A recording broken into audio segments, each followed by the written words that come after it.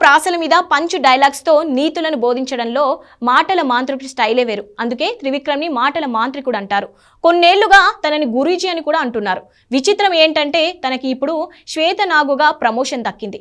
తన విషం కక్కే snake అనేంతగా scene మారిపోయింది. గుంటూరు కారం రిజల్ట్ రివర్స్ అవ్వటం ఏమో కానీ త్రివిక్రమ్ ఎనిమీస్ కి ఇప్పుడు టైం వచ్చినట్టుంది. ఈ దర్శకుడిలో ఎంత విషం ఉందో అంటూ కామెంట్లతో కూడా విషం కక్కేస్తున్నారు. అదేంటో చూసేయండి.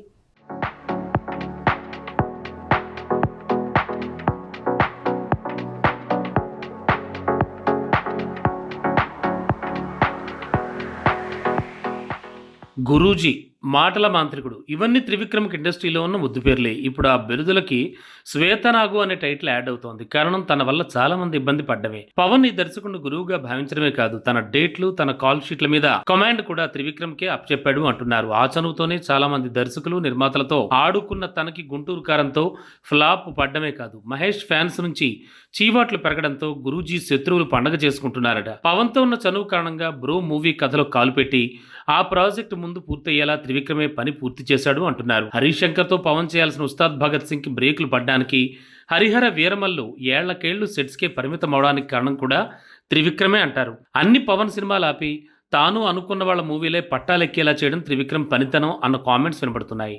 భీమ్లా నాయక్, బ్రో, ఓజీ ఇవన్నీ వేగంగా పట్టాలెక్కి 2 పూర్తయి 3వది పూర్తి కావడానికి సిద్ధం అవడానికి కారణం గురూజీనే అంటారు. హరిహర వీరమల్లు ఎప్పుడో పూర్తి కావాల్సి ఉంది, కానీ దాన్ని హోల్డ్ చేసి మిగతావన్నీ కానిచ్చేస్తున్నాడు త్రివిక్రమ్.